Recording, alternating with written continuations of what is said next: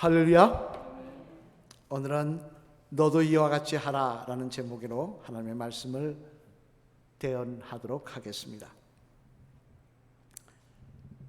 지난 7월 2일에 여러분들이 뉴스를 통해 들으신 대로 UN 무역개발회의에서 우리나라 지위를 개발도상국에서 선진국 그룹으로 변경을 하였습니다.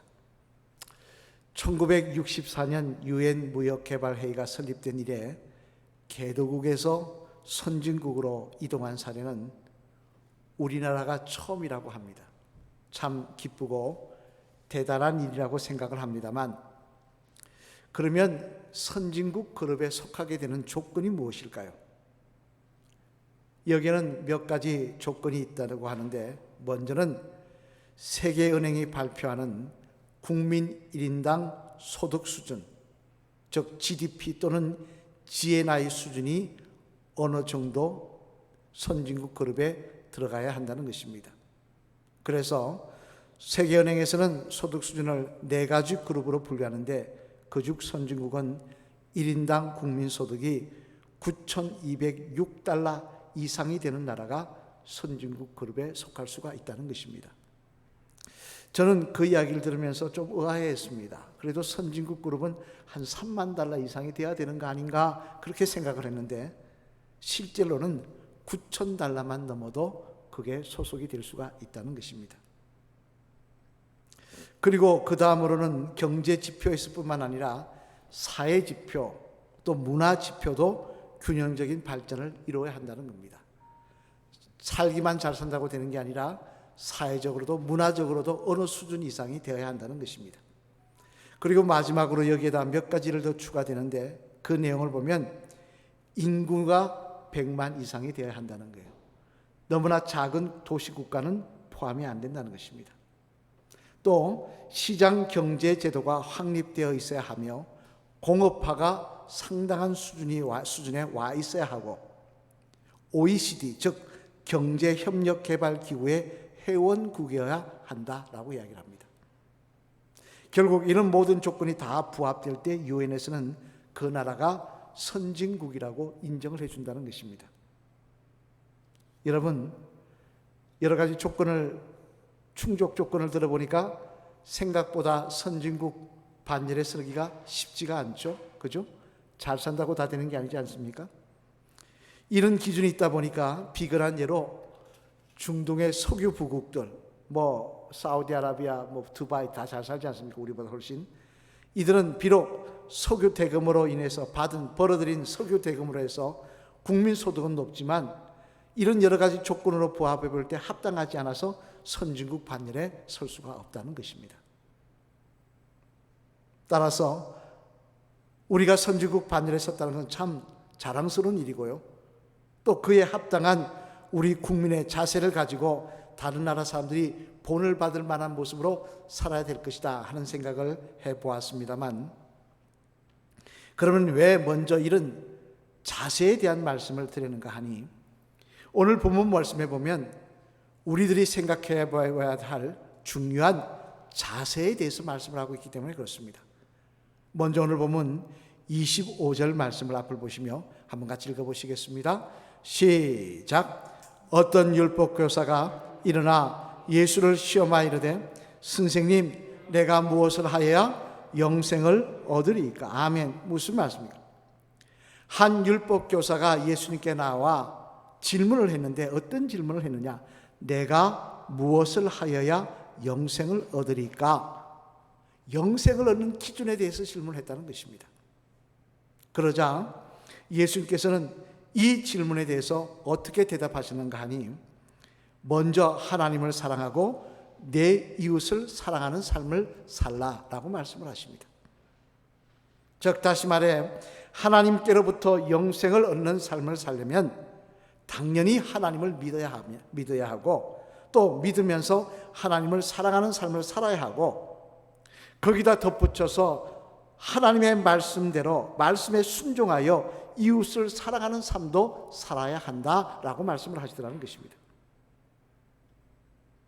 그러면서 선한 사마리아 사람의 말씀을 하시는데, 이는 다시 말해 이웃을 사랑하는 삶의 자세에 있어서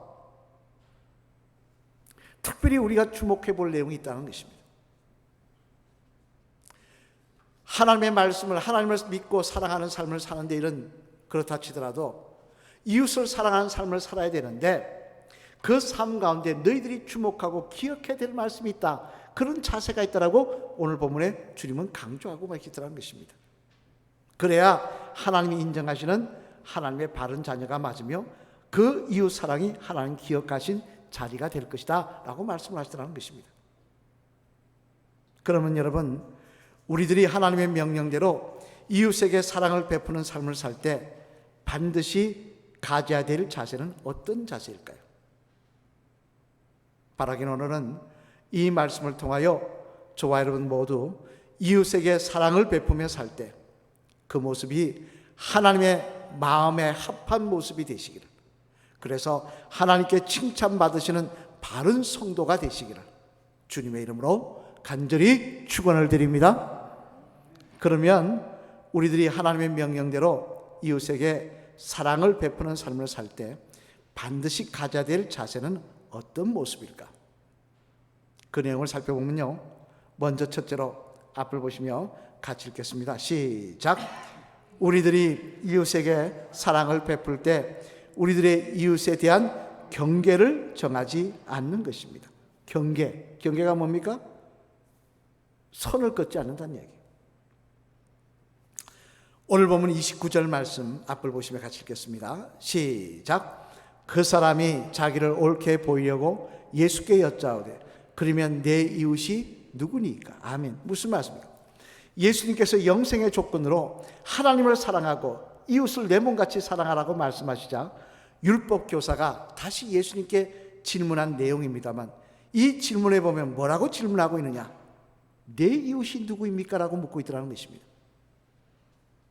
하지만 여러분, 이 세상에 사는 사람 치고요, 내 이웃이 누군지 모르는 사람이 있습니까? 당장 내 이웃집에 사는 사람이 내 이웃이지 않습니까? 그죠? 그럼에도 불구하고 어떻게 보면 말도 안 되는 질문을 율법 교사라는 사람이 이렇게 예수님께 한 데는 다 이유가 있기 때문이었습니다. 과거 이스라엘에서 유학을 하셨던 교수님의 이야기에 따르면 자신은 한 번은 유대인 랍비의 설교를 들은 적이 있는데 그 내용이 무엇인가니 내 이웃을 내 몸같이 사랑하라는 것이었다고 합니다. 그래서 이웃 사랑에 대해서 어떻게 유대인들은 설교를 하나 싶어서 들어보았더니 재미난 사실은 이웃의 개념을 설명하면서 이렇게 설명을 하더라는 거예요. 우리들에게는 이웃도 있고 원수도 있는데 이웃이 누구냐면 출애굽기 1장에 나오는 산파들 같은 사람이다 그러더라는 거예요. 여러분, 출애굽기 1장에 나오면 산파들이 나옵니다만 이 산파들이 어떤 일을 했습니까? 바로가 말하기를 이스라엘 산모들 사이에서 아이를 놓을 때 남자아이를 놓으면 죽이고 여자아이를 놓으면 살려두라 그랬습니다. 그런데 출애굽기 1장에 나오는 산모들은 하나님이 두려워서 그들은 남자아이들을 몰래 살려주었습니다. 바로 이처럼 이스라엘의 생존을 도와주는 사람이 바로 이웃이라는 것입니다.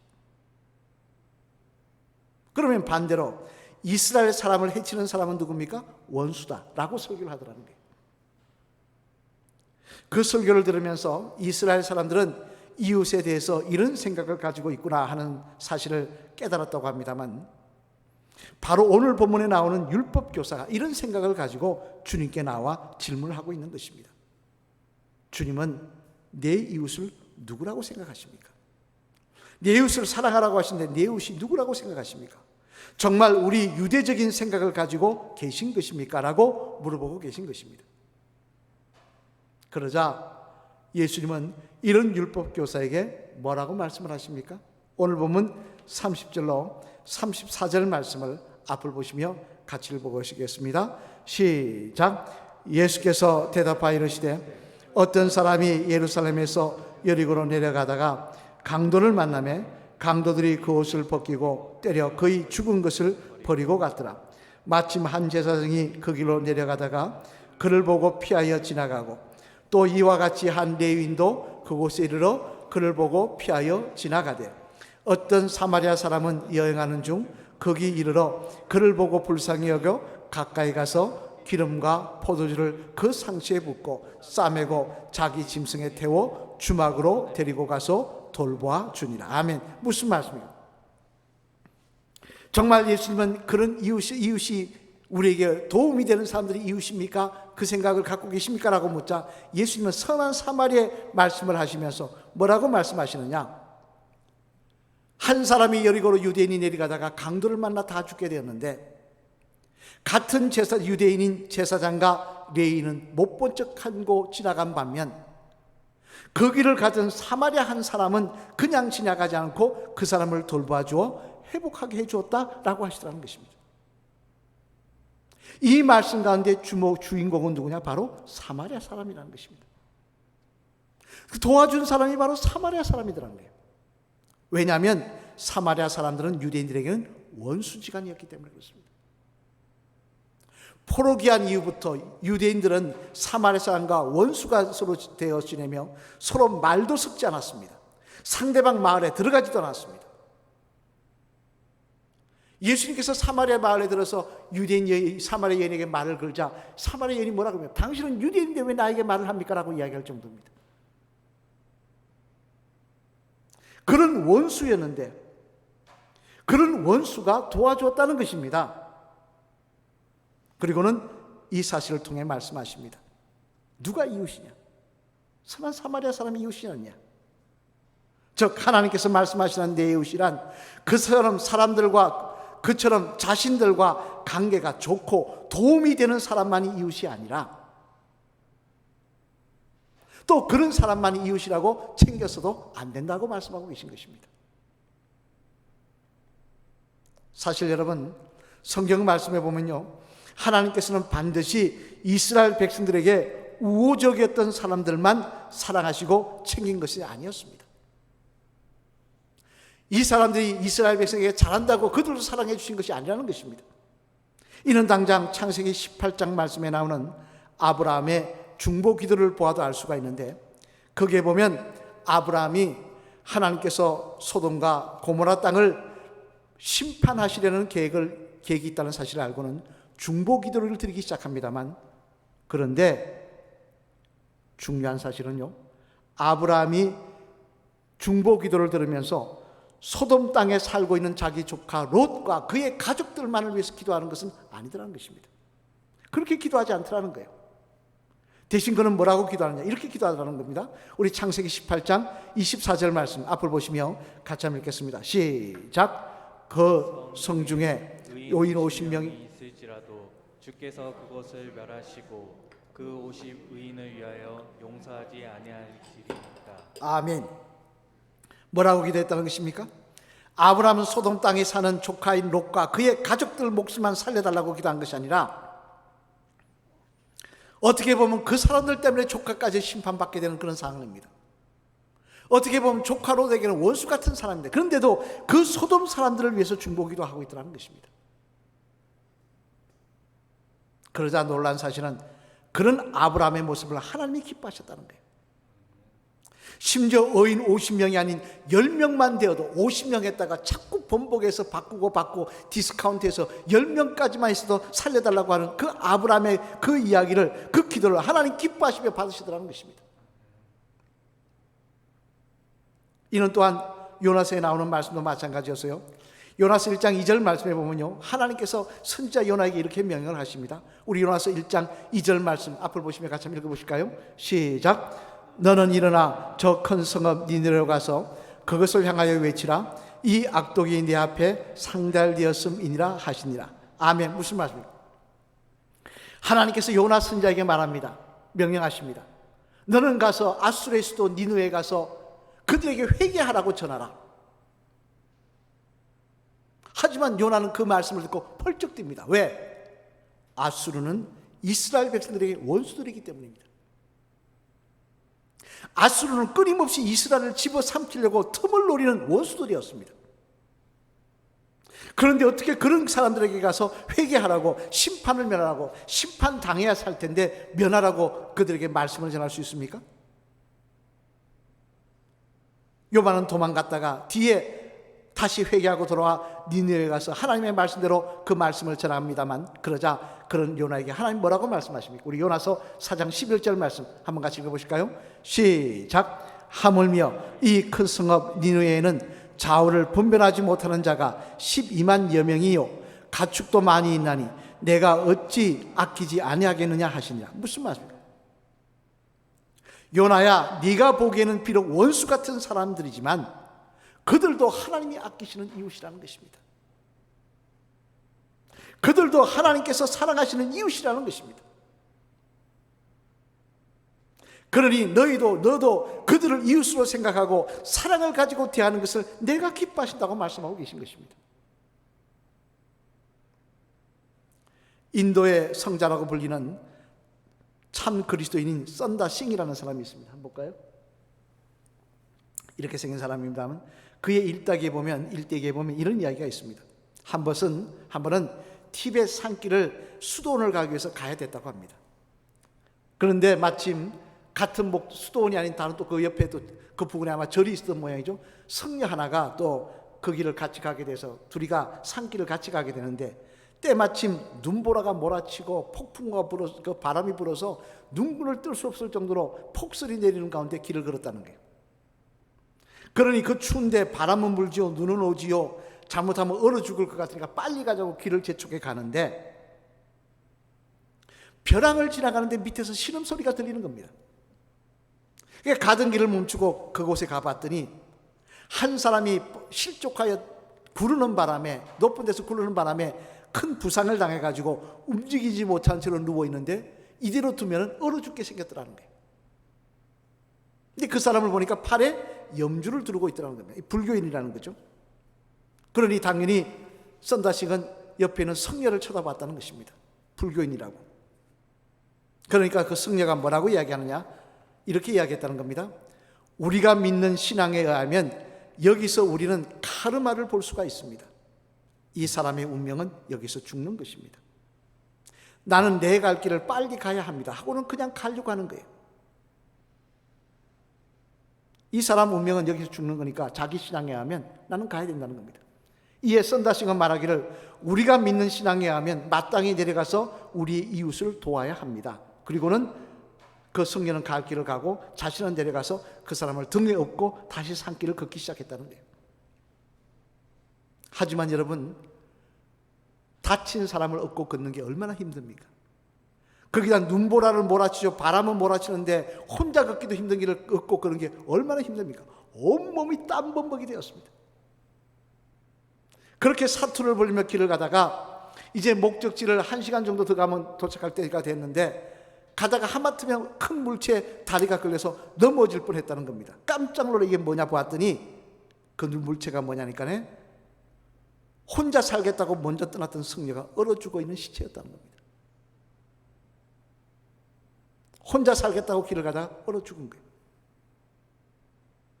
만약 썬다싱도 불교 성녀처럼 자신만 살려고 그냥 갔다면 어떻게 되었겠습니까?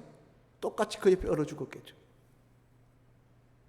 그런데 그 불교 신앙을 가진 부상당한 사람을 이웃으로 생각하고는 이웃을 사랑하는 하나님의 말씀에 순종하여 그를 등에 업고 걷는 바람에 땀이 나고 더워서 그는 무사할 수가 있다는 것입니다. 이후에 썬다싱은 말합니다. 그 사람이 누구든지 어떤 배경을 가졌든지 상관치 아니하고 다 우리의 이웃으로 생각하고 사랑하면 하나님께서 그런 우리들을 기뻐하시며 함께 하신다고 말입니다. 이처럼 여러분, 하나님이 원하시는 이웃이란 자신과 관계가 좋고 도움이 되는 사람만이 이웃이 아닙니다. 그런 사람만 챙겨서는 안 되는 것입니다. 요즘 이제 일주일 뒤면은 일본에서 올림픽이 열리는데 우리나라 사람들 감정이 어떤 감정을 갖고 있냐? 일본 올림픽 망했으면 좋겠다. 그건 기독교인의 마음이 아니라는 것입니다. 그들도 잔치를 잘 치르고 그 가운데서 하나님 믿는 역사가 일어났으면 좋겠다. 누구든지 하나님이 허락하신 우리들의 이웃이라고 생각을 하고는 그들에게 사랑을 실천하는 모습이 있을 때 하나님은 그런 우리들을 기뻐하시며 축복하신다는 것입니다. 우리는 이웃이라고 이야기하면서 내 생각으로 선을 긋습니다. 이 사람은 이웃이고 이 사람은 이웃이 아니라고. 이 사람은 사랑을 베풀 사람이고 이 사람은 아닌 사람이라고. 아닙니다.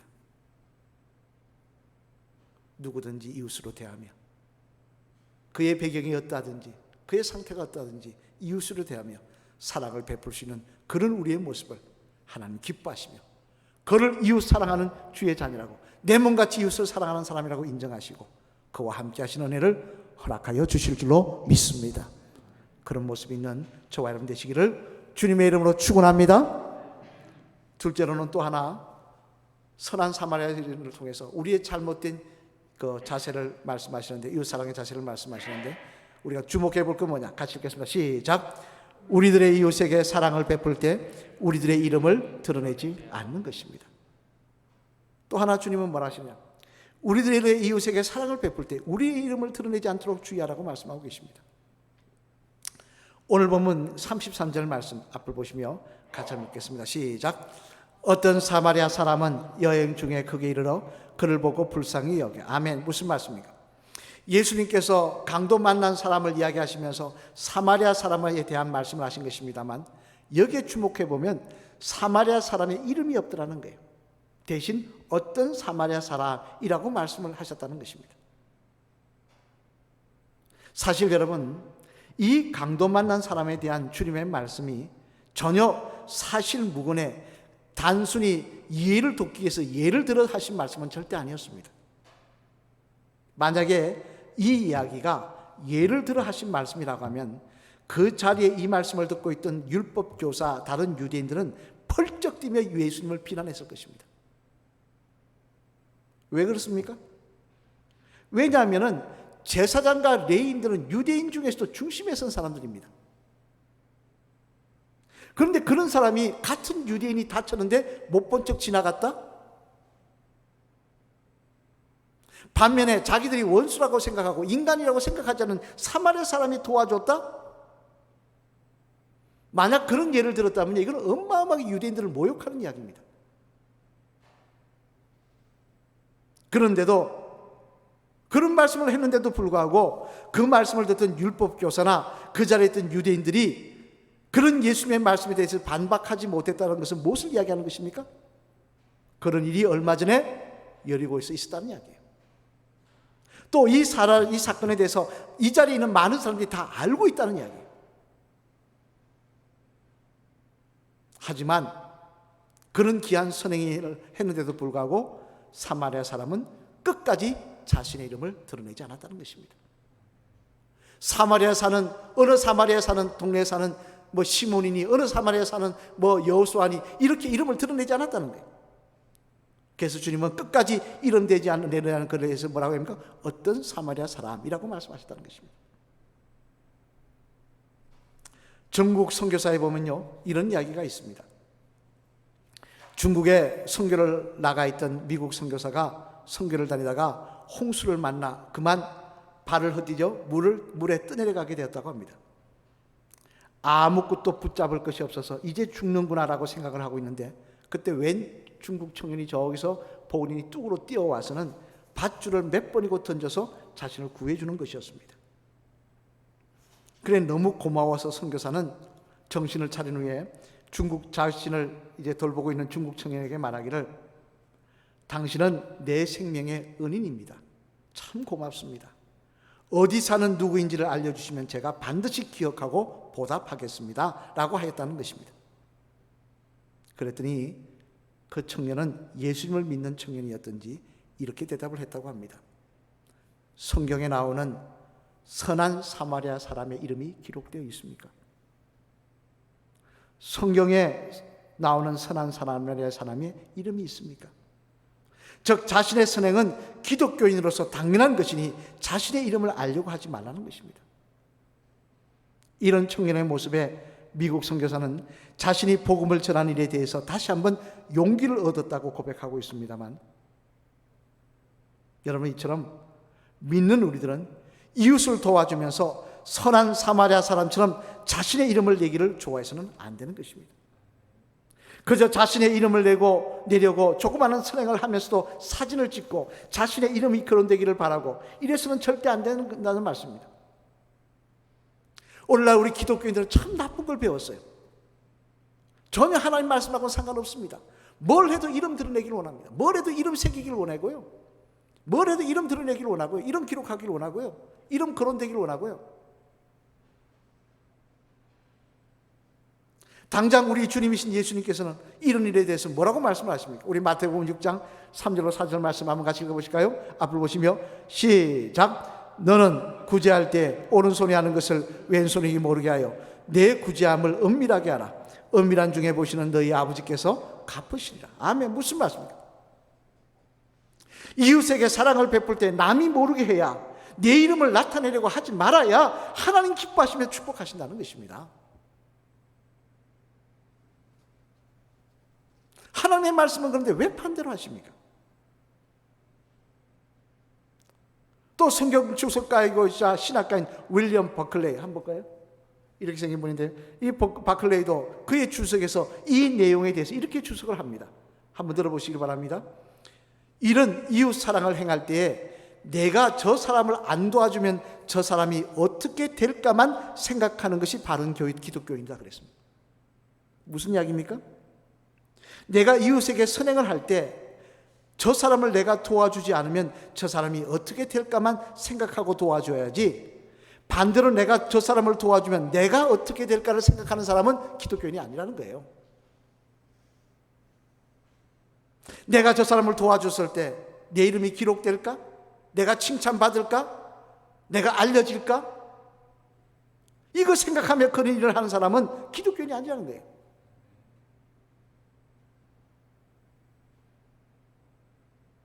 따라서 우리들도 이웃을 위해 구제하거나 선행을 할 때 절대 내 이름 나타내기를 좋아해서는 안 될 것입니다. 그래서 우리 교회도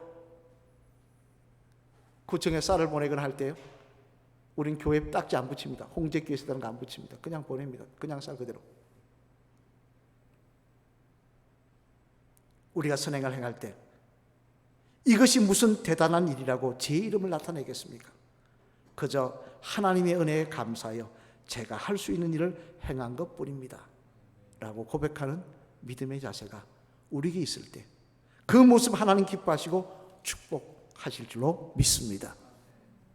사랑하는 성도 여러분, 오늘 본문 말씀에서 율법교사는 주님에게 질문합니다. 어떻게 하여야 영생을 얻을 수 있습니까? 중요한 질문이죠. 그 질문에 대해서 주님은 말씀하십니다.